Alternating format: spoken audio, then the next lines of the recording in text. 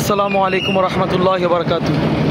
এই মুহূর্তে ভিডিওটি যারা দেখতেছেন দেশ এবং দেশের বাইরে থেকে সবাইকে ফেনীর আপডেট জানাচ্ছি। আজকে তো এই মুহূর্তে আছি আমরা মাইজবাড়িয়া সরকারি প্রাথমিক বিদ্যালয়ের সামনে, কালিদহ ফেনী সদর। এটা দেখতে পাচ্ছেন কি ভয়াবহ অবস্থা এখানকার মানুষের। যাচ্ছি শহরের দিকে তাদেরকে নিয়ে, ওইখানে আমরা তাদেরকে প্রাথমিক চিকিৎসা দিয়ে দেন তাদেরকে আমাদের ফেনীতে যে আশ্রয় কেন্দ্র আছে সেখানে তাদেরকে আমরা তুলব। দেশবাসী যারা আপনারা এই মুহূর্তে আমাদের এই ভিডিওটি দেখতেছেন, আপনাদেরকে বলবো আপনারা যেখান থেকেই পারেন ফেনী মানুষের এই ভয়াবহ বিপদে আপনারা তাদের পাশে এসে দাঁড়ান। দেখেন চারদিকে পানি পানি, থই থই।